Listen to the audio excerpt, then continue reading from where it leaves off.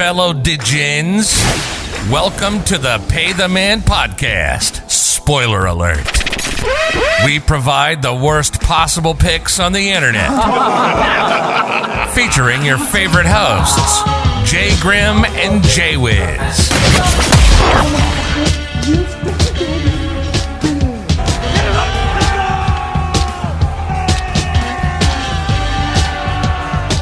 Yo, welcome back. Pay the Man, episode 8. As you can see here, we have a very, very special guest, UFC lightweight, John the Bull Makdessi, Canada native. Yes. Welcome to the show, man. Thank you for having me. I appreciate it. Thank you for Anytime. coming on, man. This is awesome. We love talking. We're big UFC people. We're betting every week. To talk to someone like this is awesome for us. Thank you. Like, this is our thing. I don't know if you know, but it's like we bet.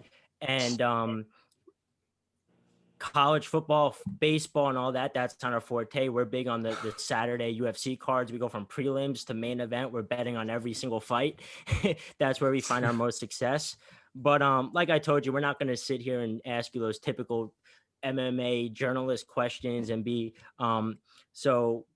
I don't know when you have a fight coming up, if you ever pay attention to the odds at all, if you're a favorite, you're an underdog, and if you ever think about like, oh, wow, there's a lot of money on my fight. Do you ever pay any attention to that or no? Well, me, myself, I'm not really much of a bettor. I don't really like to gamble, but I do pay attention to the underdog and the minus and the plus, but sometimes it always changes. So I don't really pay too much attention, especially on fight week. Does it bother you if you're an underdog or anything? Like, does that motivate you a little extra? Or? I mean, it is what it is, right? Of course, it's one of those things where you want to prove the people that may be an underdog. You know what I mean? So I love to be. I feel like it's always better. I think for everybody, it can relate to it in a sense of, everybody that when someone says you can't do something, or when someone says you can't win this fight, or you're underdog, gives you more of a motivation to prove them wrong. That's Absolutely. awesome. That's 100%. Yeah. That's good stuff. So I saw your last fight against Shinaldo. Personally, I thought you won. That fight against Francisco. Obviously, there's a lot of things going on that you need more judging. Joe Rogan talks about it all the time in his podcast, that he thinks there should be 10 judges. Why you limit it to 3? I think, like, why not get UFC fighters in there, like guys like Bisping and that know the sport and that actually have done it? Why aren't they judging these fights? Because it changes people's careers, Yeah, 100%. Yeah, judging, that's something that I don't know who, because I think it's the athletic commission who kind of chooses I think it's separate from the fighting, from the organization. Yeah, it has its own separate entity, so whoever chooses the judging, I don't know how that works, but you also you have to always play factor that you're going to the home country, hometown. When you're traveling to a home country, it's like if you watch hockey, so you always have the home favorite, and then it's like the person who's living there has the advantage, and see the thing is with the fighting game, with mixed martial arts, if you compare it to boxing, it's they don't appreciate the skill of defense, Right. Of course it's more exciting to be offensive. Everybody wants a knockout, but I had to adjust in that fight particular because for two reasons. I never been to Brazil. The air was very different. The jet lag. I arrived there on Tuesday. I fought on Saturday. I had to cut the weight on Friday. It really took a toll on my body. The change of air, the change of climax. Then the COVID thing hits. During the whole week, they're saying to us, we might not fight, we might fight, we might not fight, we might fight. My mother calling me saying, why do you have to fight? Can you come back home? Like my ACL, I tore my ACL. I had a pain. So fighting a guy like Ronaldo was very dangerous. So I had to move a lot. I was moving a lot and I make him miss a lot, but the judges don't look at, they don't appreciate the art of making the other guy miss. You know what I mean? It looks like he's landing. He looks like he was landing shots. He did, and he's a very tough. I don't take nothing away from him. I'm not talking about the fighter. The fighter's job is both fighters' job is to fight. You know what I mean? I'm talking in a judgment aspect, to look at defense and offense. You know what I mean? Because I feel like people don't get credit in the sense of making the guy miss. Because for me, making the guy miss, it's a lot of it's not easy to do that. It's very hard. Absolutely. Yeah, Awesome. I mean, who knows? Dana White always says you can't let it go to the judges' scorecards, but it's a lot easier said than done. You can't get a finish every fight. That's why I'm always saying, like, a lot of the times you watch these fights and you'll be like, have it 30-27 one way, and they'll give it 30-27 the other way. Like, how does that happen? You know? Unfortunate, But because then you got us betting on it. We're seeing this fight firsthand. We're like, all right, we got this locked up. And then you go to, and then that bell rings at the end of the third. That's why I don't bet. If I Even- bet, I'll go crazy. even when you're in Vegas, the fight capital of the world, you're not hitting those casinos or anything. Honestly, man, like I don't get a rush. Like for me, That's No. good though. That's like, good. Like the thing is, I'll even try. You know what I mean? Like I'll even go and sit on the table. I'll play blackjack. I'll go hit the machines, and I feel as bored as I'm so fucking bored. Like Yeah. I don't get a rush by knowing the fact that I can win or might not win. I don't know, something about. I wish I betting didn't get that rush. Yeah, no, that's the problem. I wish everyone was like that, man, because there's money to be, you're losing money left and right in this business. But that's you gotta awesome. take calculated risk. If you know what you're doing, and like that's different, right? It's all a numbers game. If you're smart with numbers and you know how to play the system, see, I don't go into something that I don't understand. Right. Yeah, that's Gotcha. smart. Unlike me, who bets table tennis. With that being said, though, so now we all know how, I'm not sure, baseball, Pete Rose, he got in trouble for betting on his own team, betting on his own games. Is that something that is like prohibited? Like, do you guys know of that? Is that a rule or something? Yeah, 100%. Yeah, 100%. It's in our contract. We're not supposed Okay. to be betting. Yeah, we cannot bet On on it. any other Yeah. fights No, also? the fights. That's a good question. I don't know exactly specifically, but I know that fighters cannot do the betting themselves. Gotcha, Okay. gotcha. That's valid. Yeah, but I can tell my boy to go bet for me.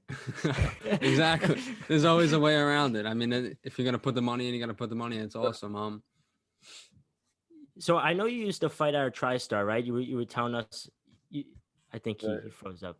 You still there? There you go. I know. You used to train at TriStar, right? And you used to train with. It's good. You want to go ahead? No, because sorry, you're breaking up. The connection sucks. You got me? Yeah, no, I see. Okay. You're breaking up a little bit. Oh, I'm sorry. So yeah, I know you used to train at TriStar. We talked a little bit about that. So that means you used to train with GSP? Yeah, well, I actually had 3 big camps. I trained with George, I trained with Anthony Pettis, and I trained with Ben Henderson. Wow. Oh, wow. Yeah, so I just wanted to, because with the Khabib retirement, there's been a lot of speculation. He's 29-0. A lot of people say he's the greatest of all time. A lot of people talk about GSP being the greatest of all time. That's what I think is. John Jones in the mix, Anderson Silva, another guy who recently retired. So I figured firsthand, a guy who, who's been around you, GSP, you were at the same camp. I want to get your thoughts on that. Yeah, for sure. George is a phenomenal athlete, 100%. He's a phenomenal athlete. But see, this is my thing, right? And I'm also included in this, right? I'm also included in this. I don't know if you hear me good. Yes. Good. Okay, perfect. See, for me, my opinion, like let's forget about mixed martial arts because it's only been around for 25 years, like in the big leagues. You know what I mean? Let's go to boxing. Look at the old generation boxers like Jack Dempsey, Sugar Ray Leonard, Sugar Ray Robinson, Jake LaMotta. Those guys had like over 200 fights. They had some losses.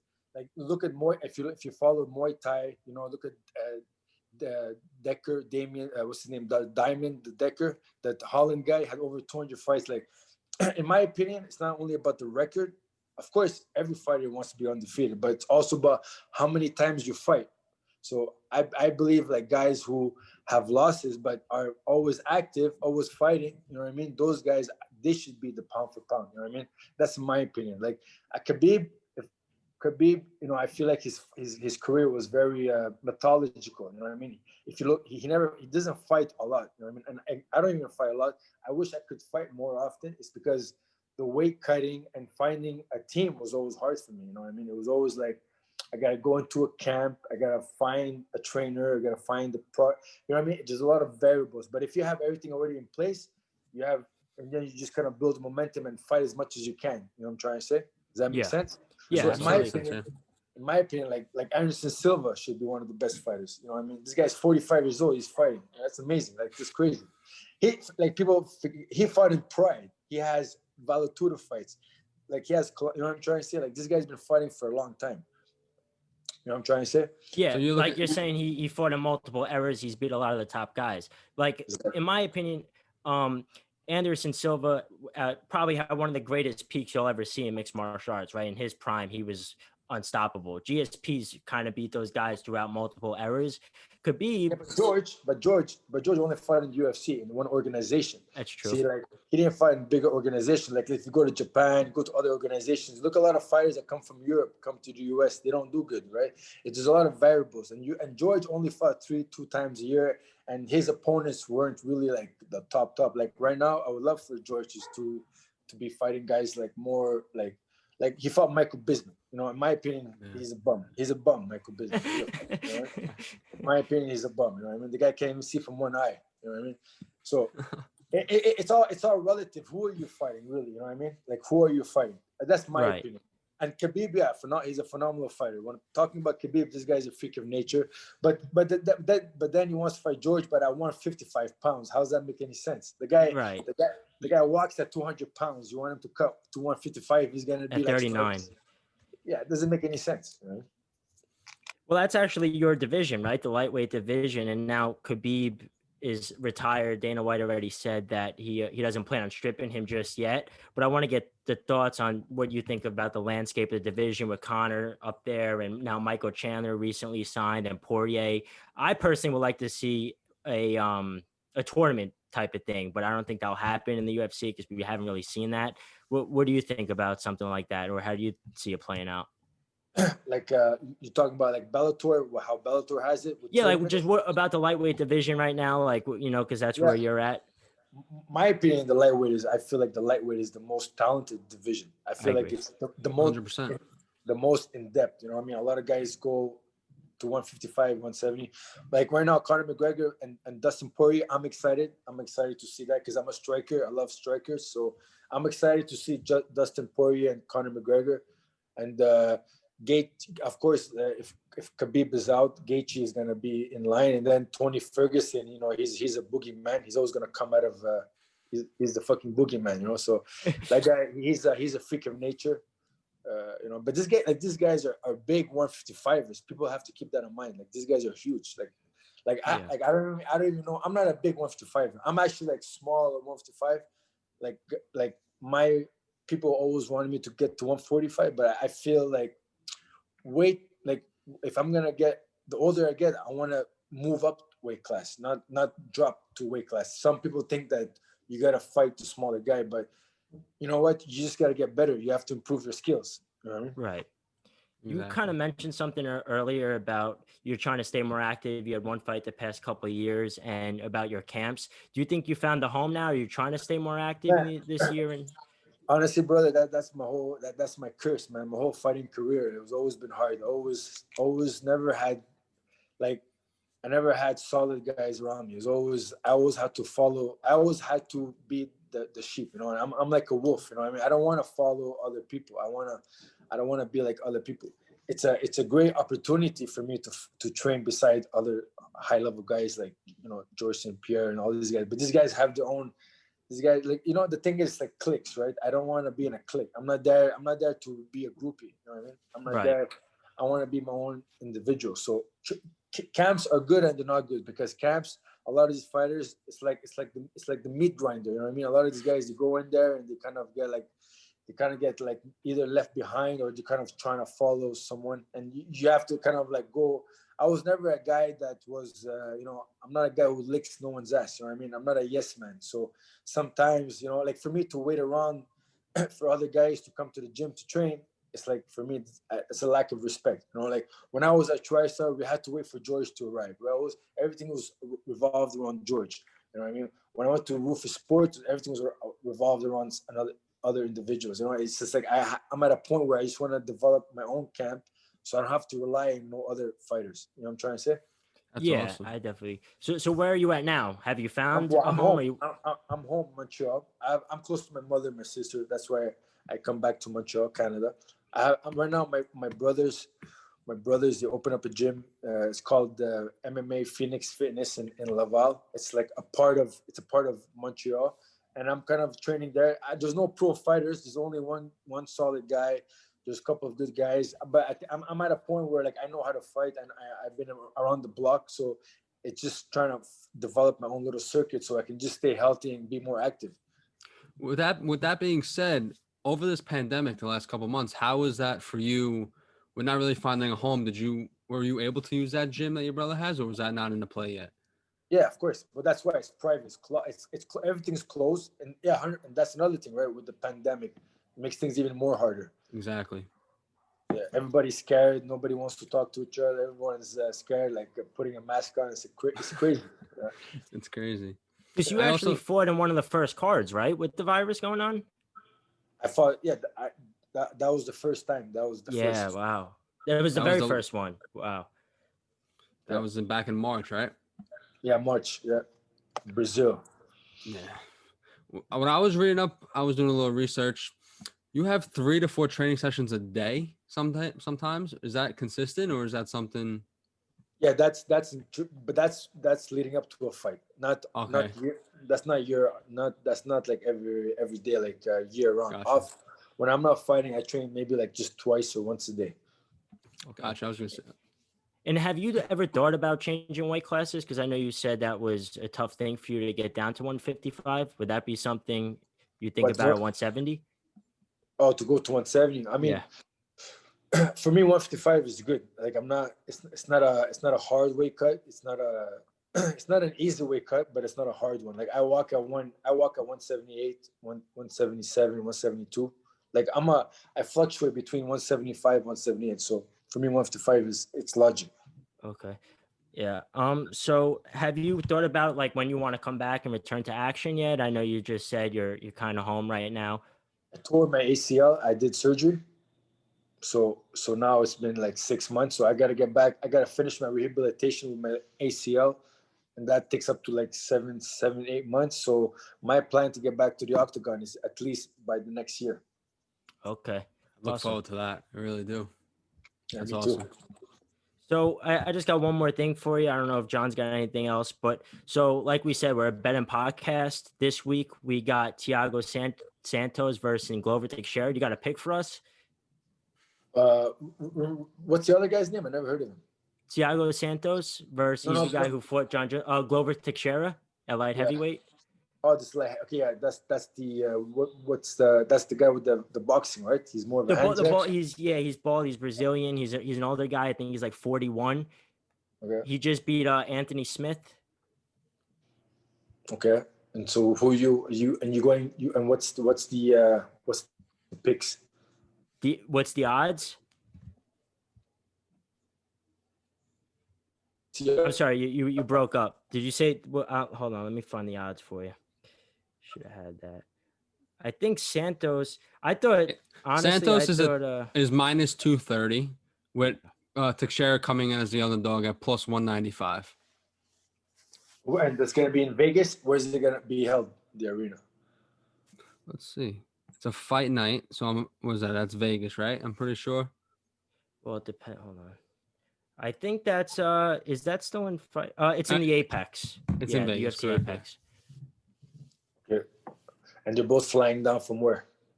No, we're not flying down. We're just asking if you had a No. prediction. No. I'm talking. No. I know, but that's why I'm asking. The fighters, where they're coming from? The fighters. Oh, they're both Brazilian, so I'm assuming maybe. They're both Brazilians. Yeah. Okay. Yes, sir. I'll say Santo. Did you think he beat John Jones? Did you see I that think fight? Yeah, no, I watch all the fights of John Jones. He's actually one of my top fighters to watch. He's a phenomenal athlete. I mean, did he win the fight? I mean, it's all relative, right? Right, going back to what you said before. Yeah, I thought Santos won that fight in my opinion, but they gave it to Jones. But yeah, I'm with you. I think Santos as well. So I'll probably taking looks like that. Now that looks like Santos is going in right now. is there anything else you want to say, John? Or No, man, nothing else. Unless there's something you want to talk about particular. I mean, that's awesome, man. I love this conversation. Like I said, bringing you on is awesome. We appreciate you coming on, talking a little sports betting. I love that you're on Donald Trump, by the way. There's a lot of money going on with him. Those odds are something. Yeah, His I hope he wins. I hope he gets reelected. He's actually good for the UFC too. I don't even know Joe Biden. What is he? Is he a Democrat? I don't even know what is he. Yeah, Democrat. He's a Democrat. Yeah. Yeah, those guys don't even make any sense to me.